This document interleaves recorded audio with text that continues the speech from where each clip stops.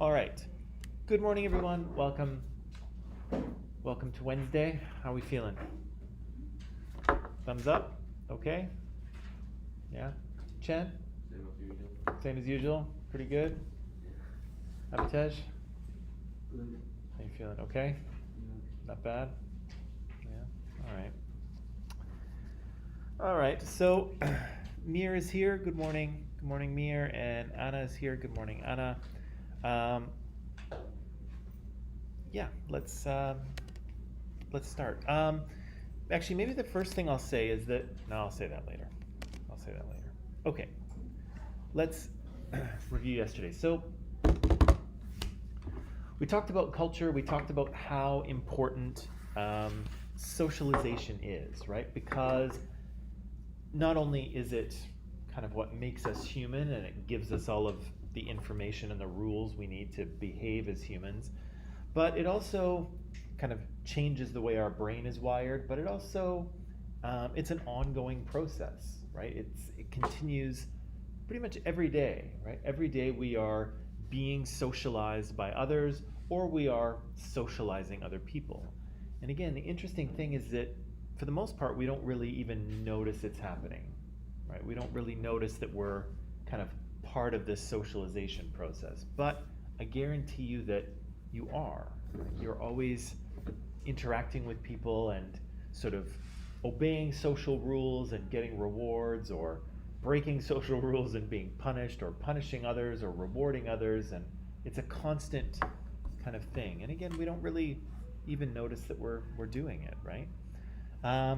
We talked yesterday about, I had you read a little bit of the textbook, the difference between societal values and societal beliefs. What's a value according to the textbook? The culture standards for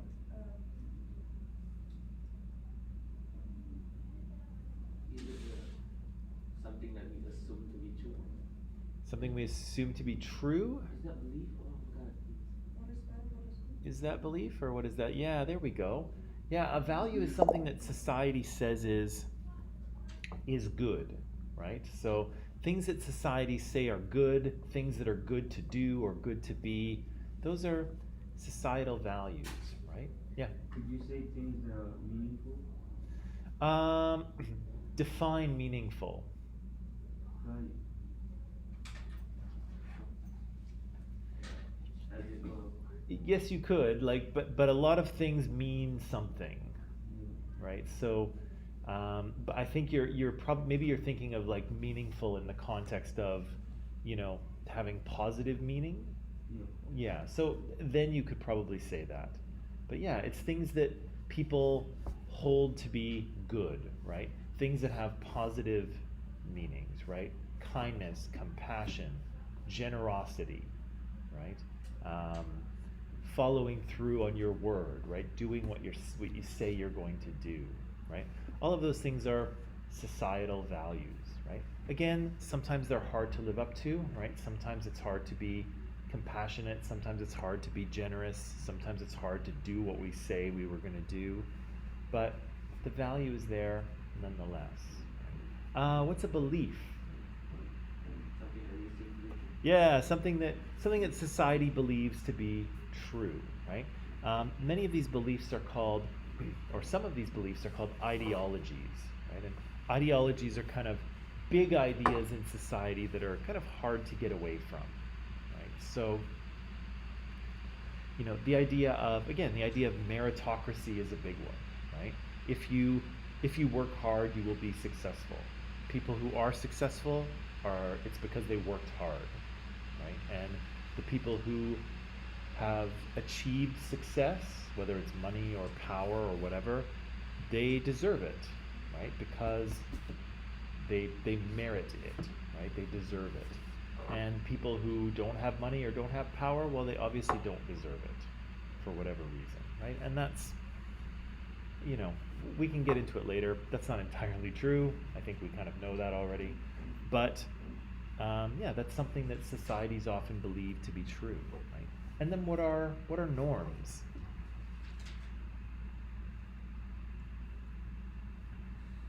What are norms. Like rules, how we should behave. It's what? It's like rules, how we should behave. Rules, how we should be, yeah, how we should behave. Yeah, exactly, right? So those are rules for behavior. How do we interact with other people, right? What is correct, polite, normal? I'll put quotes in normal behavior, right? And there are probably hundreds and hundreds and hundreds of rules for this, right? But again, because we've, some of them we've been taught directly, but a lot of them we just kind of absorb, right? And we kind of just learn to follow the rules, right? You get into an elevator and everyone is facing the door, and so you do the same thing, right? You don't really think too much about it. You just kind of do it, right? We just kind of follow the lead of others, right? We see what everyone else is doing and we try to kind of fit into that thing, right? And that's often how humans work, but it's also how we kind of absorb these norms, right? And so yesterday we talked a little bit about, I'll jump through that. We talked a little bit about norms.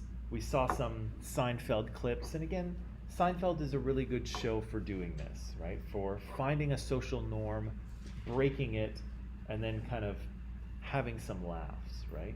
Or finding a social rule where it's not quite clear what you should do, and then they kind of have a, there's lots of fun and jokes around that, right? There's one show where Jerry is dating this girl, right? And they go to this girl's apartment, and this girl has a roommate, a female roommate living with her. And they go over a couple times, and then Jerry realizes that he actually likes the roommate more than the girl he's dating. And so the question is, can he switch? Can he somehow break up with the girl he's dating and start dating the roommate without everything exploding in his face, right? So he and his friend try to figure out like how they're going to do the switch. I don't think it works, but again, can you do that, right?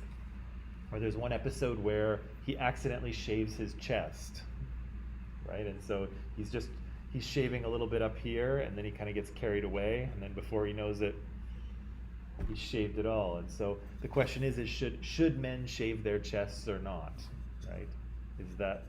Is that a cool thing, right? But anyway, there's lots of shows like that where, again, they break a social norm or they question a social norm and then kind of have fun around it, right? Have some laughs around it. Now, what I wanted to do today was, I said that we are constantly socialized, and a lot of the social messages we get, a lot of the things we learn, we kind of learn without knowing, right? We just kind of absorb them from the things that people say and the things that people do around us, the things that we hear, the things that we see on social media. Our brains are kind of like sponges, right? And they just kind of suck in this stuff without us really knowing that we've done it, right? And so the question is, have we been socialized, right? And so I want to do a little exercise here to kind of explore this idea. So here's what we'll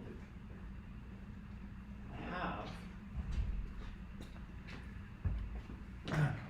On the screen, I'm going to put a series of photos, okay? They're photos of people. And what I would like you to do is, you can do this in pairs if you want, or you can do it on your own, or you can collaborate. It's totally up to you. And I'm going to ask you these questions about these people, okay? I'm going to ask you to tell me who's the smartest person, okay? Who's the smartest person there? Who's the wealthiest one, do you think? Who's the most religious? Who reads a lot? Who's careful with money? Who is probably a stay-at-home parent? Who's most likely to feel included in society? Who's most likely to feel isolated? Who's most likely to be put in charge? Who's most likely to be the boss? And who's most likely to travel freely anywhere in the world? Okay? So just a few questions, 10 questions for these people, okay? So the questions, I've just posted them in Microsoft Teams too, so that online people can see them, and you can kind of refer to them that way too while we're looking, because I'm going to put their faces on the screen. So I'm going to give you, I don't know, 5 or 6 minutes or so to look at these pictures and make your choice for who fits these categories, who's the smartest, who's the wealthiest, so on and so forth, okay? Don't think too hard about it, right? Just kind of go with your gut, go with your instincts, okay? But yeah, I'd like to see what you have to say. So give you 5 minutes or so to answer those questions. Here are the people, okay? There they are. The little guy in the circle at the top does not count, obviously. He's obviously the smartest, but not the wealthiest.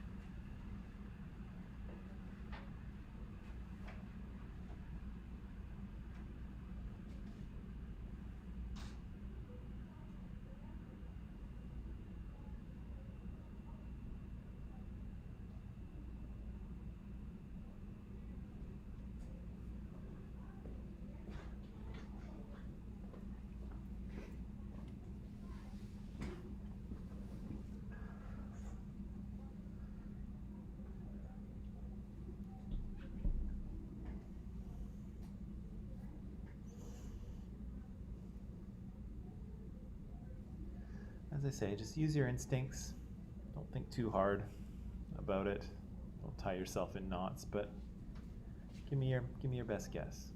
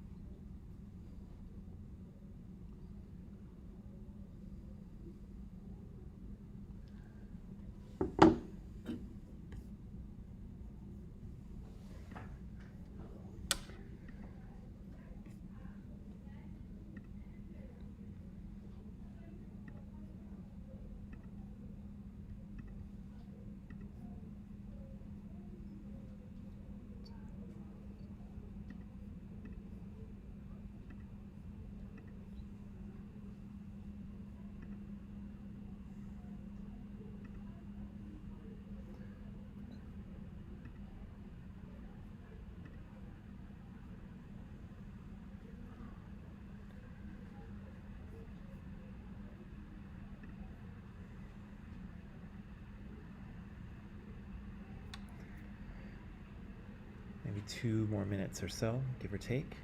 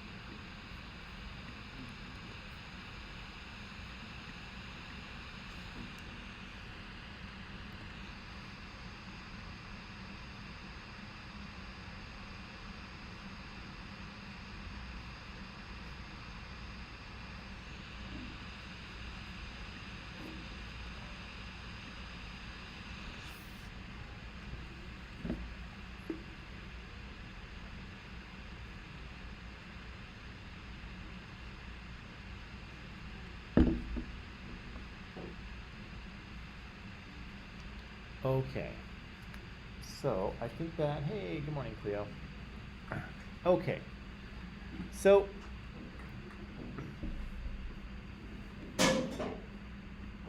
we have all these people on the screen here. I've asked you a bunch of questions, and I'm very interested to hear what you have to say. So, question number one. So, who's the smartest person here, do you think? Marina, what do you think? Maybe nine. Number 9? Number 9. Okay, why do you say that? I don't know, just intuition. What's that? Just intuition. Just intuition? Okay. Anyone else say 9? I said 14. You said 14. Chen, why do you think 14? His face look really enthusiastic. Really Learning, enthusiastic. I think. What's that? His face kind of like really into in learning. Oh, he into learning? Yeah. He looks kind of very open and interested and engaged in things. Okay, I could see that. All right. Adon says number 1. Adon, why do you say 1? Does anyone else think 1? For smartest person there? No. Abtej, what did you say? Smartest person. Number 8. Number 8. Why do you say that? He looks concentrated. He looks concentrated? Like, what do you mean? Yeah. Studious? Serious. Serious. Yeah, he does look kind of serious, right? Oh yeah, so Adon says kind of so I guess her posture or her pose, right? There's something about her that's kind of communicating that she's, all right. Bosco, what do you think? Smartest person. 14. 14? Okay, why do you say that? Because Because he looks smart. he looks smart? Well, what about him communicates smartness to you?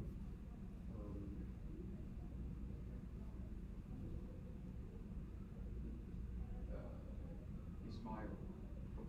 His smile? Okay. He's communicating some sort of intelligence there. Cleo, I know you kind of just walked into this, but what do you think? Who do you think's the smartest person here? Number 1. Number 1? Okay. Why do you say that? She just looks confident. She looks confident. Yeah, she looks like somebody who knows things, right? She's kind of got that look about her. Yeah, all right. What about the wealthiest person? What do you think? He's number 4. Number 4? Okay, why do you say 4? Because if you look her hair, like she color her hair and the black one and the white one, Okay, what does that mean?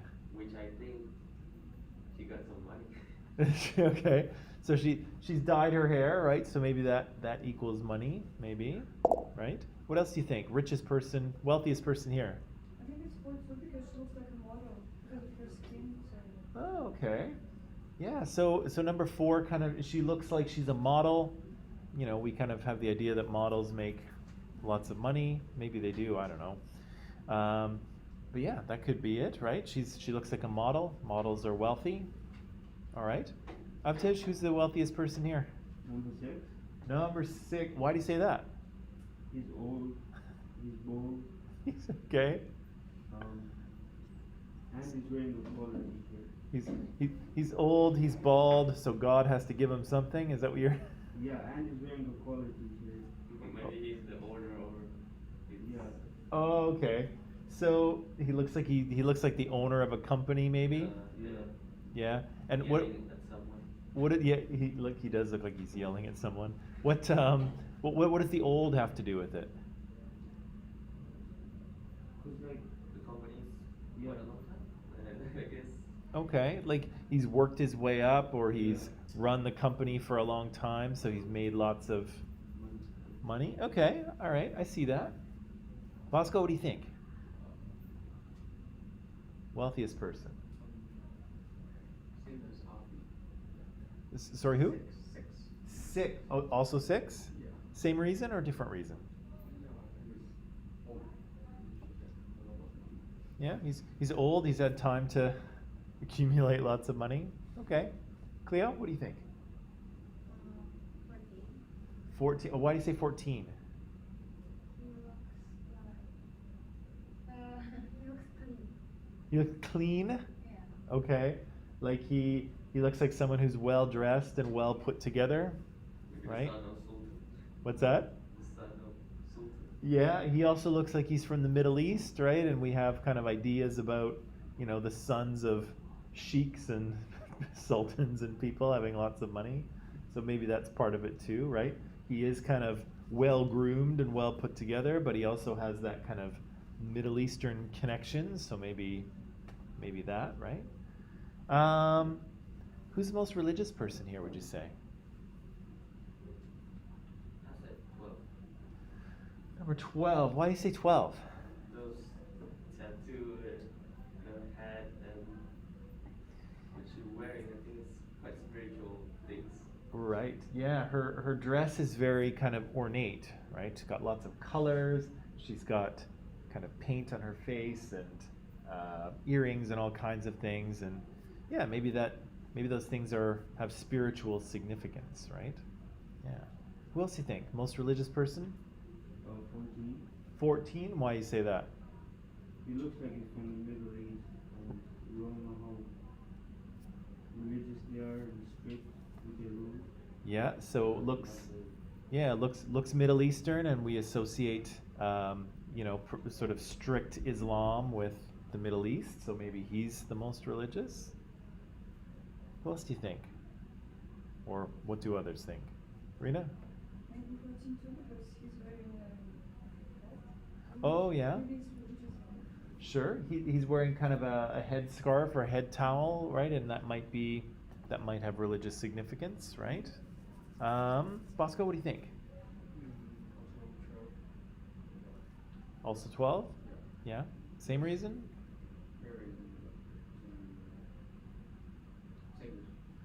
Yeah, she seems to be dressed in a way that you would think people wouldn't dress that way every day, right? It's kind of very unusual and ornate, and it's like something you would wear to a religious celebration kind of thing, right? Cleo, what do you think? Number 12. Number 12. Okay, also 12. Yeah, same reasons. Yeah. Okay. Who's the person who reads a lot or reads the most? I think number 10. Number 10? Why do you say that? Because he looks stressed in reading. Number 10, he looks stressed from reading. Yeah. Because of school, I guess. He does look very serious, right? For a young guy, he looks kind of serious. Good morning. Does look serious. Who else might be the one who reads the most? Number 1. Number 1? Why do you say that? She just looks like people read. She looks like someone who reads. Yeah. Yeah. What is it about her that makes her seem that way? Her coat. Her coat. She looks friendly. She does. She looks friendly, right? She looks like she's dressed very nicely, but in kind of like a cozy, casual And she looks professional. kind of way. Yeah, but she does look professional, right? That's her LinkedIn profile picture, maybe. I don't know. All right. Who else? Or what else do we think? Who reads the most? We've got 1. We've got 10. Okay, how about this one then? Who's most careful with money? Who's the person who's the most careful with their money? Cleo, what do you think? Number 5. Number 5. Okay, why do you say that?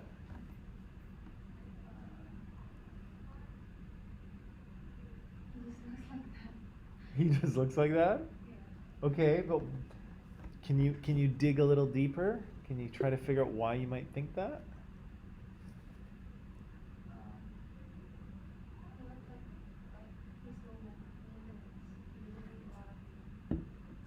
looks like he's low maintenance. Okay. Okay. He looks like he might be kind of a simple, basic kind of low maintenance kind of guy. Okay. Okay. I can see that. I can see that. What else do we think? Most careful with money. It's number 6. Number 6. Why 6? I think he looked like my parents yelling at me. Oh. Please, your money. Oh, okay. You reminds you of your parents yelling at you not to spend all your money. Yeah. Okay. I see that. I see that. Any other reason why 6 might be careful with his money? He's old, he's probably experienced everything. So he knows how to be careful now. Okay. Okay. You're really focusing on the baldness for Yeah. some reason, but you're correct, right? Maybe he's seen lots of things. He's been around for a long time, right? Maybe he's retired, right? And he's on a pension or a fixed income, so he has to be a little more careful with his money because he's not working. Right? Who's most likely to stay at home parent? Who's most likely to stay home with the kids here? Number 9. Number 9. Okay, why do you say that? Because he looks very cultural and isolated. Oh, okay, so she looks like maybe she's like from the country, Yeah. right? Maybe rural China or somewhere, right? And why would that make her more likely to stay home with the kids? Because she probably doesn't go out. Yeah, she probably doesn't. Looks like she's not from the city, like more from the outskirts. Yeah. Yeah, And they probably don't have much to go out. sure, right? She might be from the village, right? She might be staying at home, and why might she be looking after children? Do you think? Maybe like a tradition. Yeah, kind of a traditional thing. Is she a young person or an old person? She's an old person, right? So she's probably maybe looking after her grandchildren, right? Grandparents are good for that because sometimes they're not working as much, so the parents can go to work and drop the kids off with grandparents. So I could see that. I could see her being a grandmother and looking after kids at home. Who else? Anyone else most likely to be a stay-at-home parent?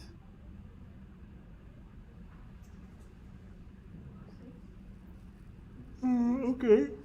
Okay. Same reason? Same reason? Grandfather looking after, yelling at the kids. Get off my lawn! Who's most likely to feel included in society? Who's most likely to feel included? 7. Number 7. Why do you say that? She's the type of girl that these days. She's the kind of girl that what? She looks like the type of girl that we usually encounter in the society. I think. Okay. All right. She looks like yeah, she looks like she fits in, I guess. Yeah, okay. What would others say? Who's most likely to feel included? Included. Bosco, what do you think? Who's most likely to feel like a part of their society?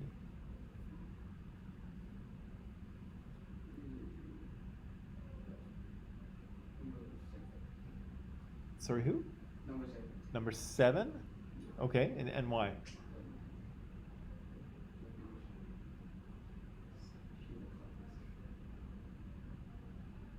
She looks what? She looks like in society. Okay. Yeah, she kind of looks friendly, right? She looks relaxed, right? She doesn't look tense or upset or anything, right? She looks kind of happy. Who's most likely to feel isolated, do you think? Who's most likely to feel cut off? other people or feel out of place in their society.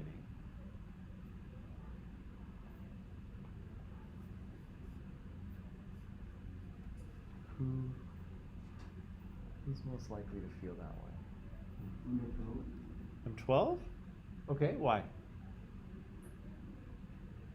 Like, do you mean in their society or in other society? I would probably think in their society. Okay, Maybe Maybe 4? Why so? Why? What do you think? she has a future, so that some people maybe won't fight with them. Sure, right? She has, I forget what the condition is called, vitiligo, yeah. So the pigment in her skin is kind of blotchy rather than uniform, right? So she's kind of a few different colors at the same time. But yeah, people might say something about that, right? If they're insensitive or cruel, right? So that could leave her to feel a little isolated. David, what do you think? Who's most likely to feel isolated here? Number 4? Same reason? Okay. Right. What about number 2? Anybody think number 2? Yeah, Cleo, what do you think? Or why do you think? He's on his Yeah, right? He's living on the street, right? He's homeless. He's alone, right? I imagine that would make you feel really isolated in society, right? Who's most likely to be the boss here? Who's most likely to be the person in charge? Number 12 because she was so confident. Number 12 because she looks, Confident. yeah, she looks very confident. Maybe she's like a leader of her village or her people, right? And maybe all the stuff she's wearing is not religious, but it's like symbolic of the fact that she's in charge, right? She's the head person. That could be. Who else? Who else do you think is the boss here, or the person in charge?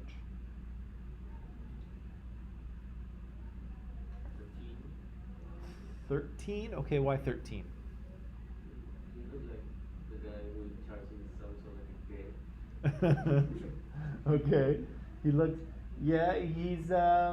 looks kind of like a tough guy, right? But he also he's got some maybe authority to him, right? We're kind of feeling that, maybe in his expression or whatever.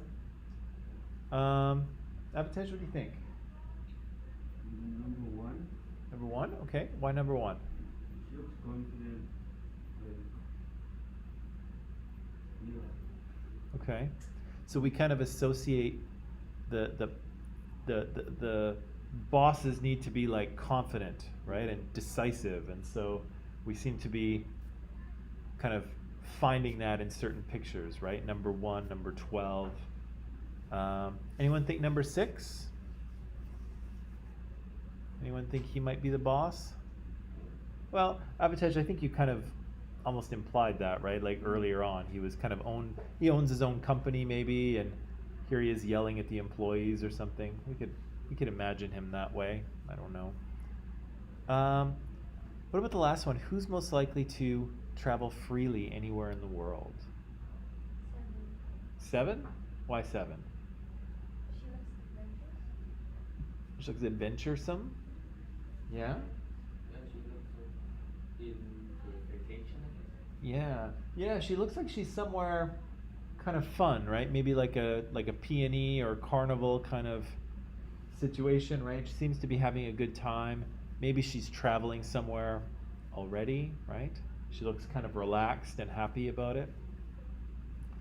Anyone else? Number 5. Number 5. Okay, why do you say 5? He has the long hair and the look. Uh-huh. I normally see tourists like that in our country, come with long hair.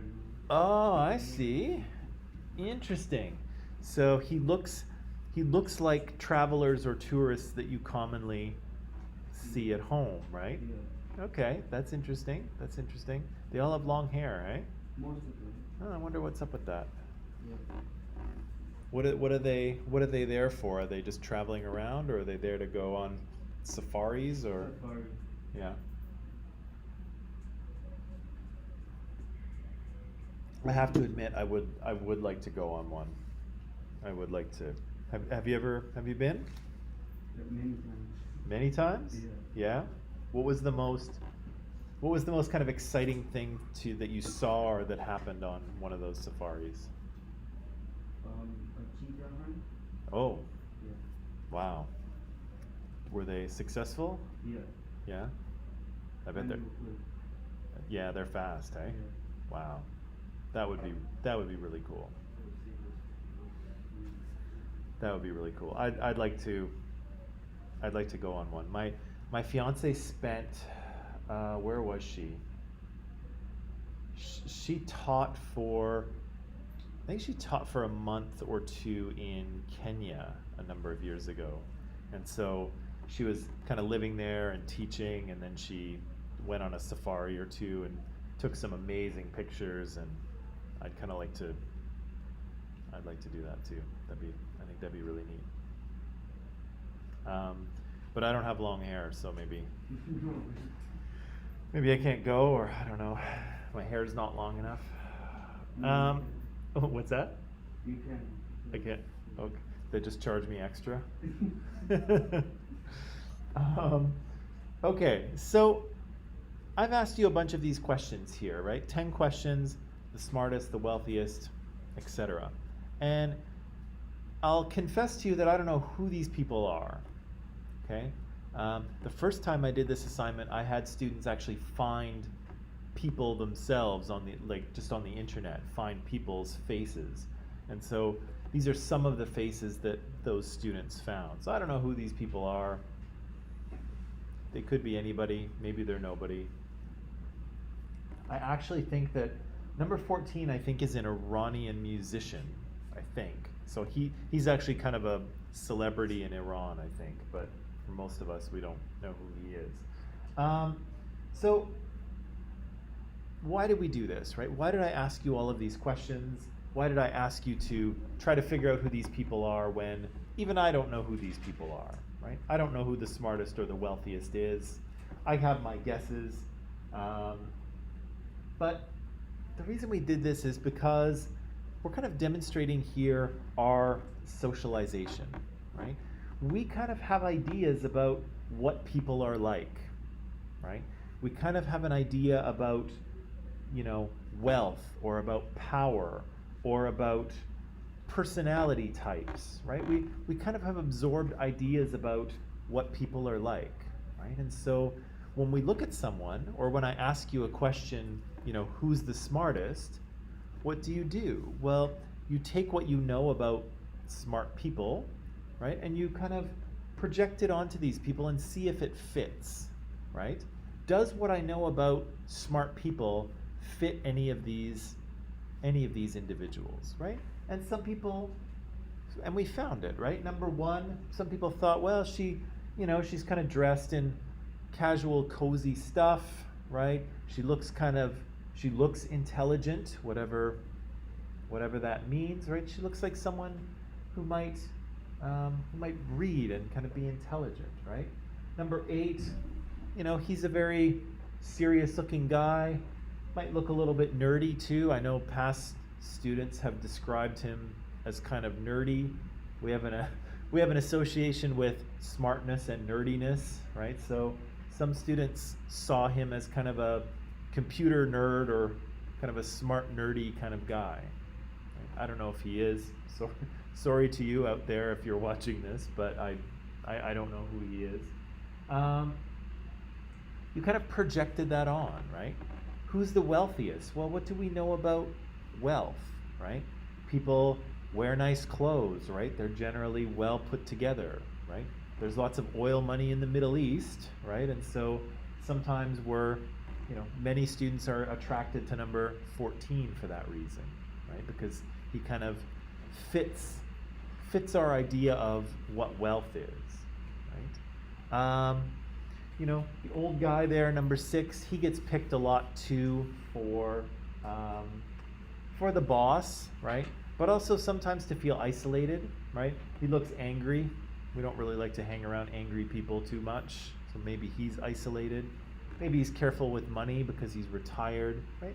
We take all these things we know and we map them onto what we see. And so the thing is, or my kind of main point is, if you hadn't been socialized, if you didn't absorb social messages, if you didn't have ideas about what people are generally like, you wouldn't be able to do this at all, right? You wouldn't even be able to guess, right? Because I would ask you who's the wealthiest, and you would look and you would say, I have no idea, right? I have no information to make that decision. And you don't, right? We have no idea who's the wealthiest person here, but you have some preconceived ideas, right? You have some stereotypes. You have some experience, right? Travelers who come to my country generally have long hair. Young people with long hair, that's number 5. He looks like a traveler, right? 7 gets picked as the traveler often as well, right? Because she's outside at some sort of event. She looks happy and relaxed. Young people often travel more than old people. She looks like the kind of person who would, grab her backpack and go off to Europe, right? Or go somewhere else. She looks like that kind of person, right? And so, again, we have all of these ideas about what people are like, these social messages, and we're able to try and map them onto people to try and kind of guess what they're like, right? And again, we don't know for sure, but had we not been socialized, had we not absorbed those messages, what I'm asking you here would have been an impossible task. You wouldn't have been able to do it in the least, right? Because you'd have nothing to work with. But indeed, you do have something to work with. And we kind of do this all the time, don't we? We try to figure out who people are, right? Maybe it's the first day in class and we kind of look around and try to figure out, what the teacher's like and, what you can figure out about them. And you look at the other students and you try to figure out who they are, right? You're walking down the street and you see someone walking towards you, try to figure them out, right? Do they look okay? Do they look normal? Or do they look like a threat? Should you be on guard? Should you be careful? Should you cross the street, right? We're constantly kind of evaluating people this way, right? Trying to figure them out, figure out who they are. Right? Now, where are we here? Oh, interesting.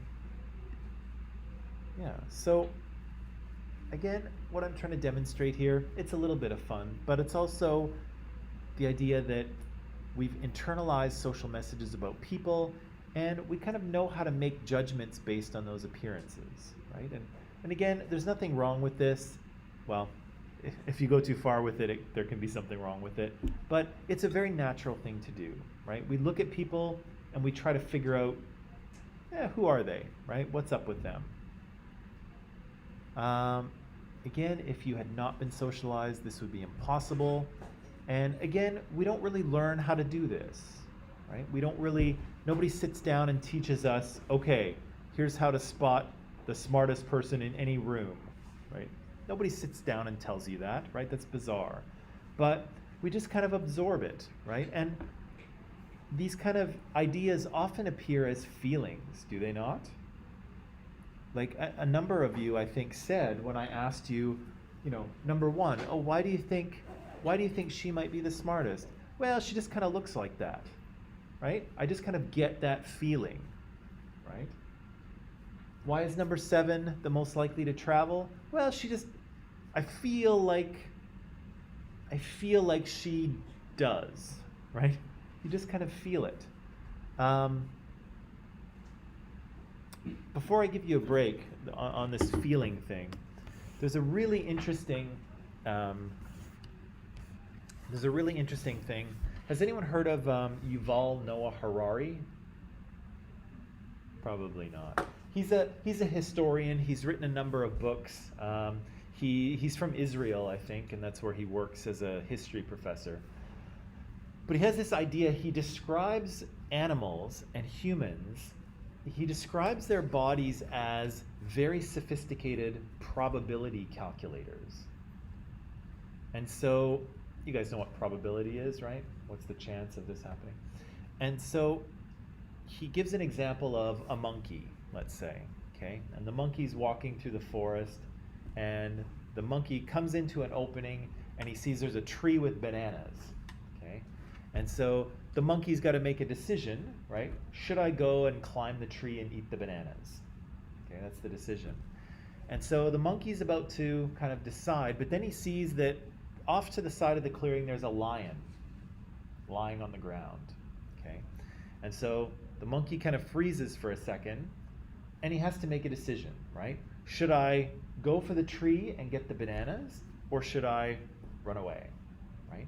And what happens in a split second is that the monkey's body is doing a probability calculation, right? And so the monkey's looking, how far is it to the tree?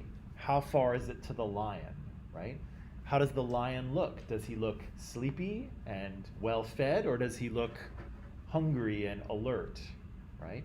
How tall is the tree? How many bananas are there? Are the bananas ripe and ready to eat, or are they kind of green and tough, right? How does the ground feel, right? Is it slippery, or am I going to have a solid grip, right? How do I feel? Do I feel energetic and ready to go, or am I tired? How hungry am I, right? If I don't eat those bananas, am I going to starve and die, or am I not really super hungry, right?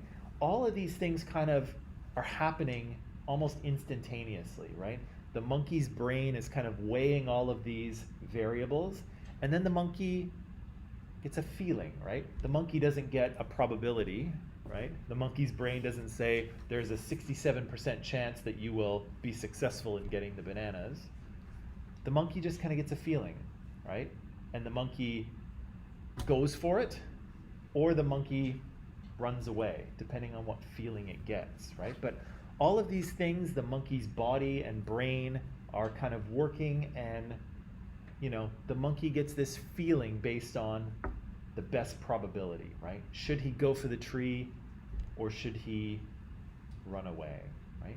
And some of us can actually experience this a little bit too. When you're crossing the street and you're not crossing at the light, you're kind of crossing in the middle, which you shouldn't do. It's dangerous. But you almost feel it, right? You're kind of waiting for that break in traffic, and you're looking at how fast the cars are coming. You're looking both ways, and then you kind of almost get that feeling, right? You're like, go! And you know when the right window is, right? And that's kind of what Harari is saying, is that our bodies have evolved for millions of years to be able to sort of calculate that probability, right? And to sort of know what to do. And again, our bodies tell us through a feeling, right? Go for it, go for the bananas, or no, too dangerous, run away into the forest, right?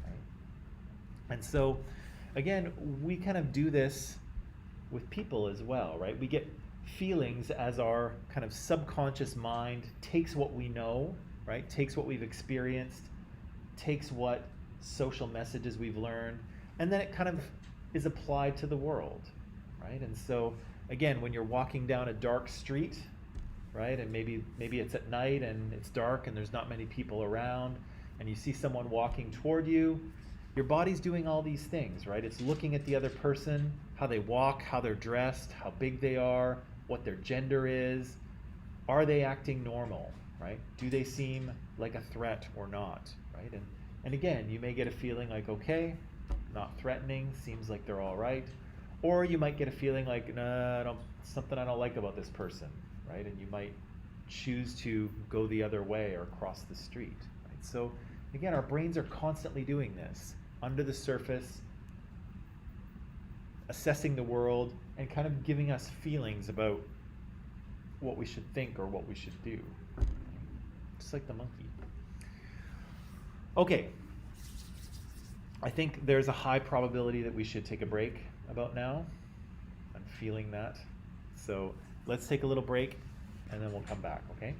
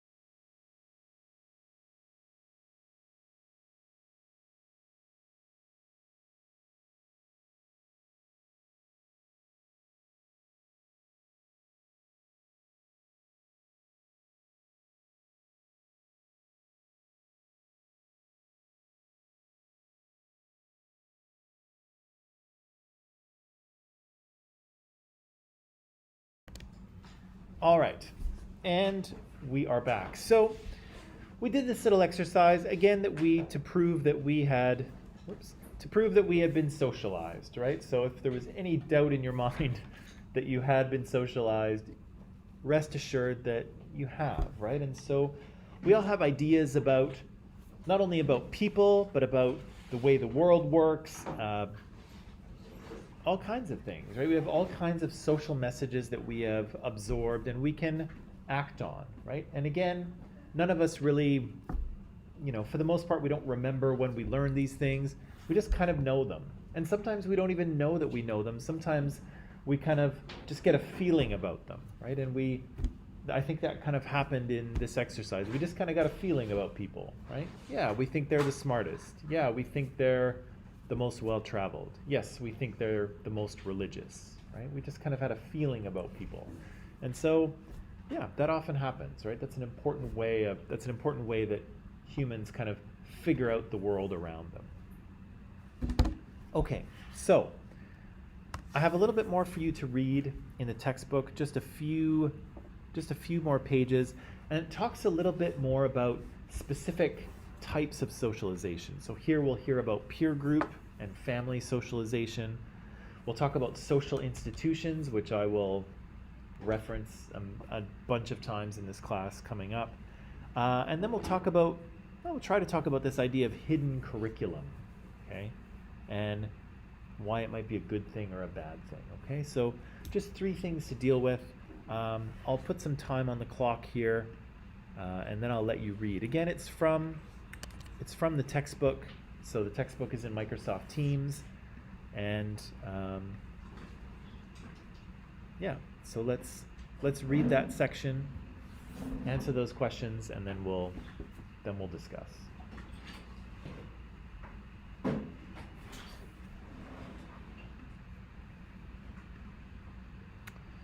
Under Files and Text. There it is.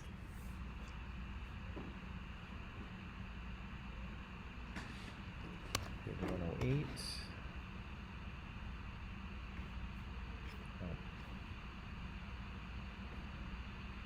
I have to go back. It actually starts on 106, not 108. So sorry about that. It's section 5.2 is what you're looking for. So sorry about that. It's my fault.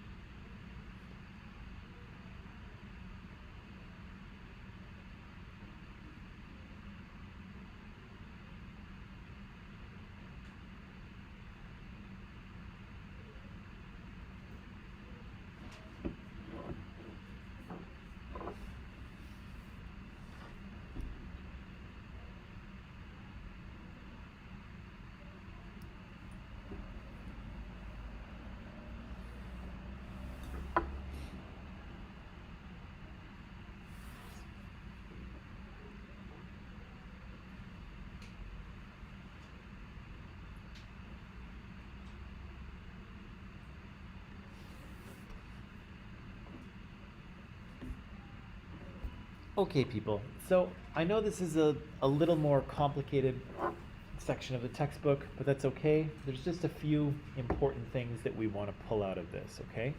So what is, first off, what's a peer group? What is, A group of people who are similar or share the same interest. yeah, Similar to same age, social status. yeah. A group of people who are like you, right? Same age, same social status, maybe same interests, right? For you guys, you're all students, right? So that kind of makes you a peer group. You're all roughly the same age. You're all students here at the college. That makes you a peer group, right? And so the textbook here points out kind of a difference between socialization, right? The family provides socialization, but the people who are around you who are like you also provide socialization, right? Whether you're students or whether you're all employees at a particular company, those groups will socialize you, right? They will kind of train you in the norms of that area. And so what do you think is the more powerful, we'll get to this in a second, but the more powerful agent of socialization, right? A thing that does the socializing. Do you think the family is stronger, or do you think the peer group is stronger or more important? What do you think? What's that? The peer one? Yeah. Why do you think that?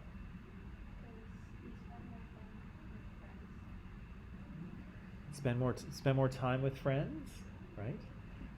Particularly, yeah, at this age, and considering many of you are now living away from your family, you definitely spend more time with your peer group, right?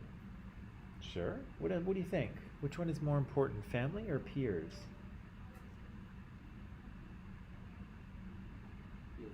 Peer? Yeah. Why do you think that? Similar reason. Similar reason, just the amount of time you spend. Yeah, and you're away from more parenting. Yeah. Just like you said. Very true. Okay. Abhitej, what do you think? Peer who share the same interest with you, Okay. so they understand what you want and need. Right.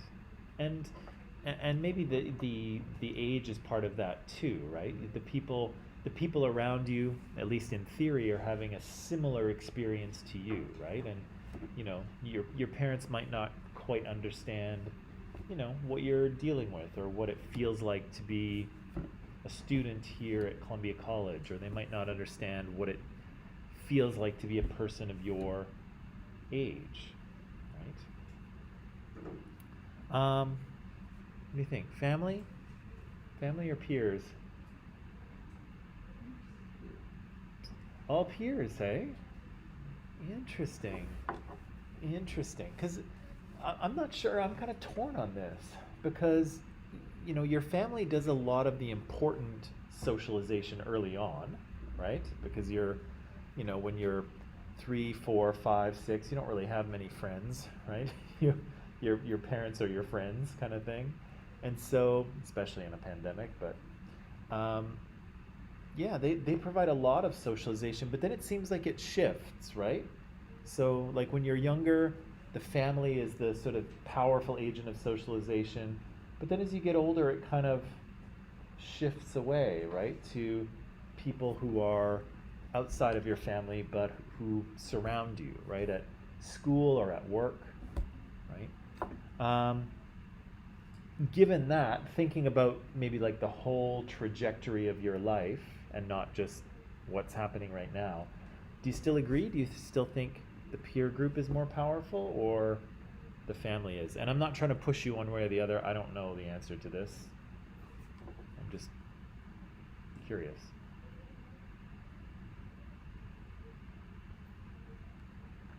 What do you think? Family or the peer group is still the more powerful influence? Yeah? Still think so, hey? Interesting. Interesting. The other thing I was thinking, maybe, I don't know if you agree with me on this or not, but the other thing I think about is that, you're part of growing up is becoming who you're going to be, right?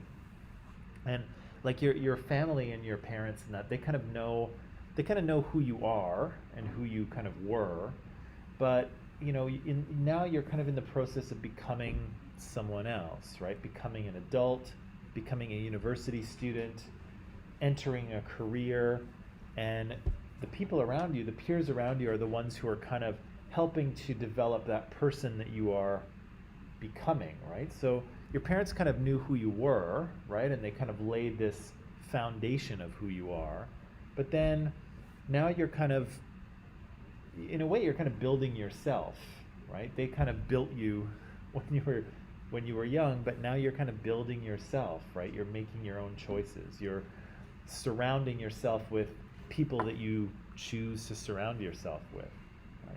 So, yeah, I think that's pretty powerful as well, right? And maybe that makes the peer group more powerful, right?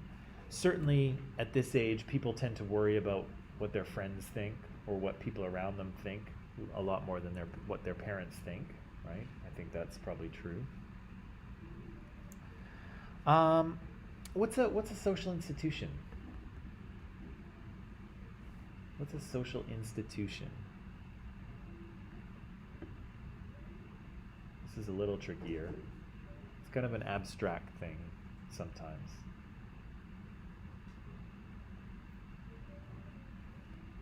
Social institution.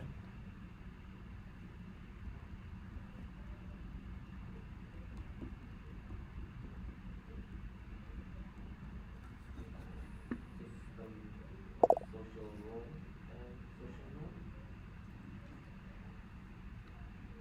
norm. What does it do with social roles and social norms?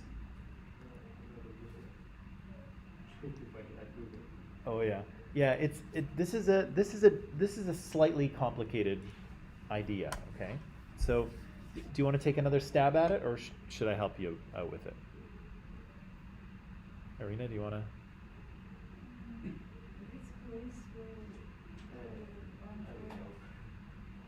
It's a place where.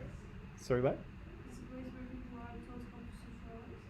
Yeah, okay, a place where people come together to socialize.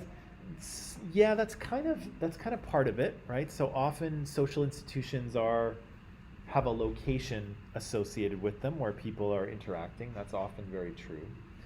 An institution is kind of a thing in society, okay? It's a thing that helps to do something that society needs done, okay?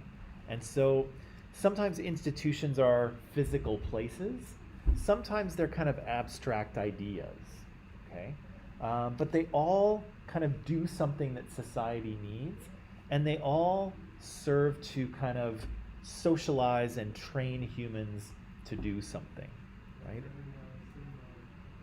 Say again? Like they come together and having the same purpose. It's having a purpose? Yeah. Yeah, and certainly all social institutions do have a purpose, right? So one important social institution is the family, right? It's not a location, right? But it's kind of an abstract concept, right? It's a group of people who kind of are related to each other and belong to each other. And what's the function of the family? What function does the family serve? Yeah, right? Family members support one another, right? Particularly for children because they need support. What else does the family do? What kind of function does it serve? Think of for society as a whole.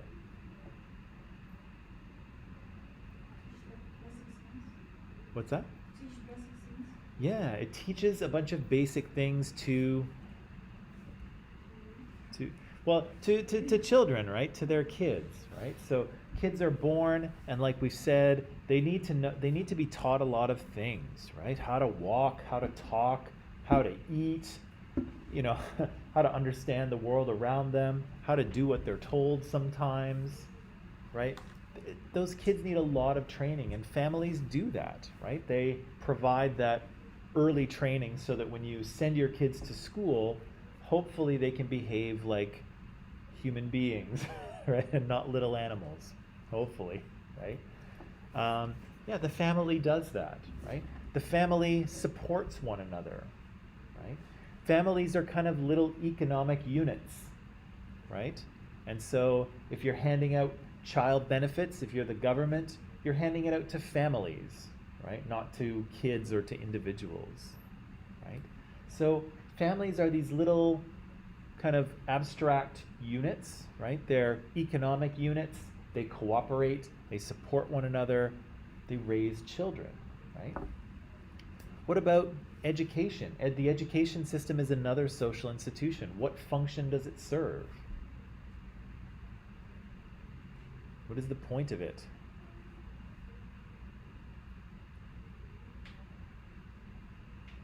Probably all are sitting there. I don't know anymore. What is it for? Right? So it socializes students, right? It teaches them things, and educates them as well, right? So again, it kind of, in some ways, it picks up where the family leaves off, right? Because there's so much that humans need to know that the education system teaches them that, right? And again, good morning. While, in terms of the family, parents kind of determine what is learned. In the education system, the government determines what is learned, right? What about religion? What is the function? Religion is another social institution. What is its function? What does it do for society as a whole?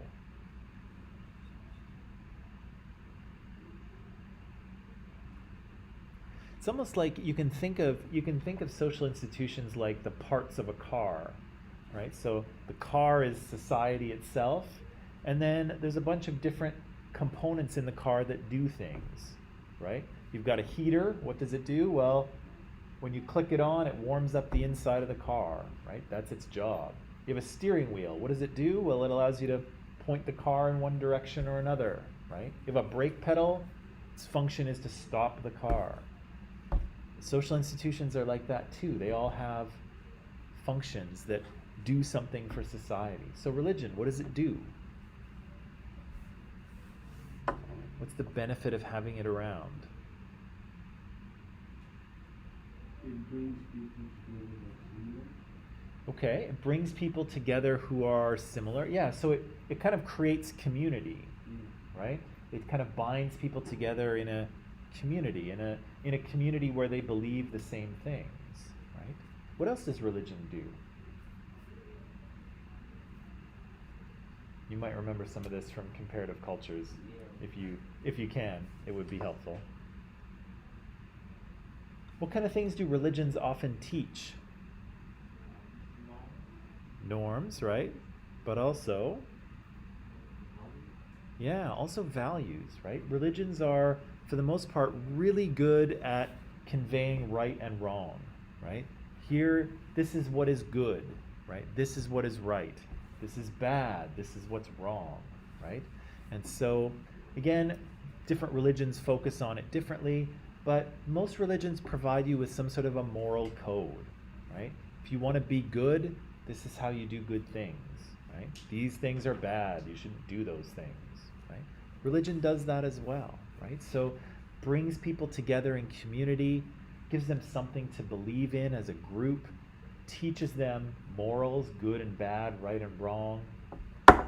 It's a method of social control, right? The government can tell you, if you kill someone, we're going to send you to jail for a long time, right? The government can tell you that, and that's kind of frightening, right? Nobody wants to go to jail, I think. Most people don't anyway. But imagine how much more powerful it is when God says, "Thou shalt not kill," because if you do, you're going not to the 3rd floor. You're going way down, right? That's a lot more powerful than going to jail, right? You will be sent to hell for ever and ever and ever, right? That's a powerful threat, is it not? Yeah, right? So religions are also excellent at social control, right? Getting people to follow the rules because there are eternal punishments, not just earthly punishments, right? So there's all kinds of different social institutions. Some of them are a little more abstract, like the family. They're all abstract to some degree. The family, religion, education, the government, the media, the military, the criminal justice system. All of these are social institutions, and they all do things for society, right? They, just like the parts of a car, they do things that society needs done, whether it's organizing people, spreading information, educating, socializing, punishing people who are bad, whatever it is, or do bad things, I should say. Whatever it is, social institutions do something for society. And, this is the last thing I'll say because we're out of time, and they are very important agents of socialization, right? They teach people beliefs and values and norms. And they all do this, right? They all have that function. The media, education, family, religion, government, all of them do it, okay? So again, it's important to sort of understand them because we are socializing each other as individuals, but we're also being socialized by the institutions in our society, right? So it's important to kind of pay attention to exactly what those institutions are doing, right? What kind of messages are they sending out, right?